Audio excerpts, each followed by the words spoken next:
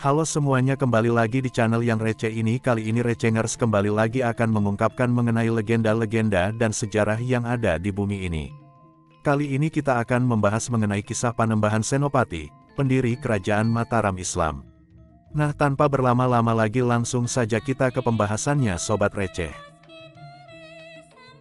Panembahan Senopati atau juga dikenal sebagai Danang Sutawijaya adalah pendiri sekaligus raja pertama Kerajaan Mataram Islam. Ia adalah putra dari Ki Ageng Pemanahan, salah satu orang kepercayaan Sultan Hadiwijaya atau Jaka Tingkir, pendiri Kerajaan Pajang. Danang Sutawijaya, yang ikut ayahnya bertempur untuk menaklukkan Arya Penangsang dalam Perang Saudara di Kerajaan Demak, juga diangkat anak oleh Sultan Hadiwijaya.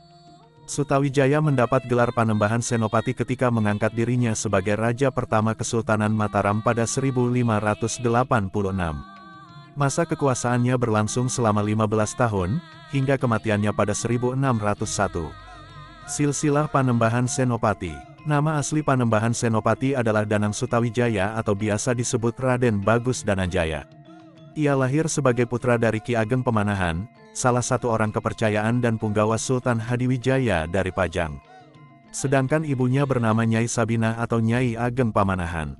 Dari 4 istrinya, Panembahan Senopati mempunyai 14 anak, yaitu Gusti Kanjeng Ratu Pambayun, Pangeran Ronggo Samudra, Pangeran Puger, Pangeran Teposono, Pangeran Purbaya, Pangeran Rio Manggala, Pangeran Adipati Jayaraga, Panembahan Hadi Hanyokrowati, Gusti Raden Ayu Demang, Wiramantri, Pangeran Adipati Pinggoloyo Pertama, Pangeran Juminah, Pangeran Adipati Martoloyo, dan Pangeran Tanpa Nangkil.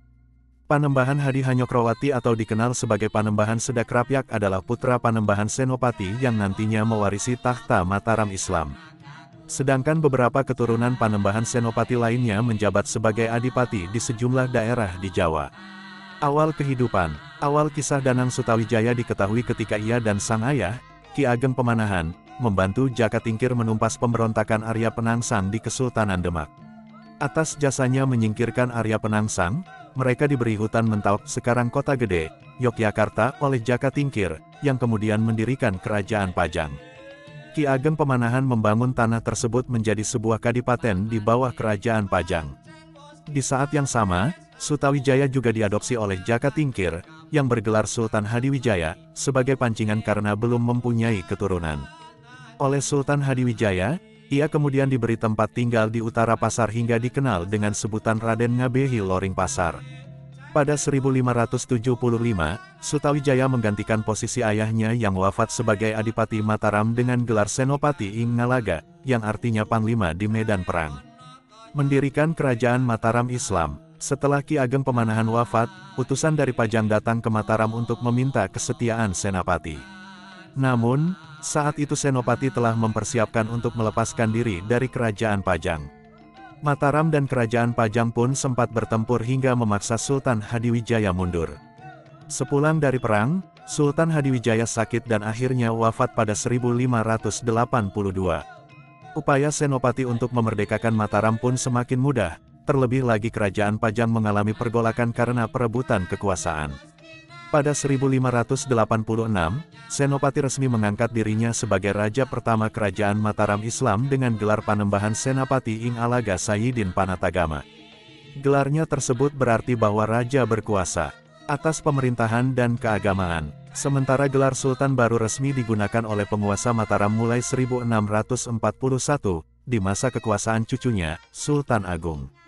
Pada 1587, Pangeran Benawa yang memerintah Kerajaan Pajang meminta agar kerajaannya bergabung dengan Mataram.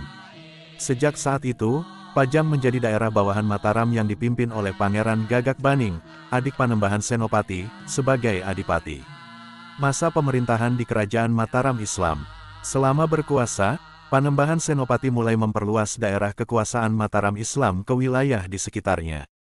Upaya untuk melakukan penaklukan wilayah terus berlanjut hingga ke daerah pesisir utara dan Jawa Timur. Setelah Demak, Kedu, dan Bagelen berhasil dikuasai, Madiun, Surabaya, Kediri, dan Pasuruan juga tunduk terhadap Mataram. Di bawah kekuasaan Panembahan Senopati, Kesultanan Mataram dikenal sebagai kerajaan bercorak agraris dengan ibu kota terletak di Kota Gede, Yogyakarta.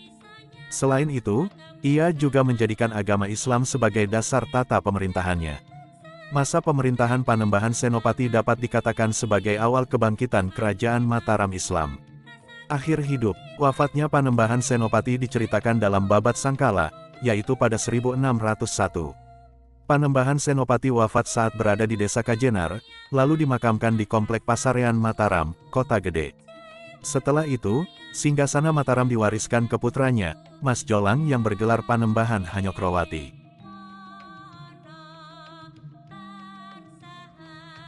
Nah, sudah sampai di akhir video kisah Panembahan Senopati, pendiri Kerajaan Mataram Islam. Bagaimana Sobat Receh penjelasannya menambah wawasan bukan?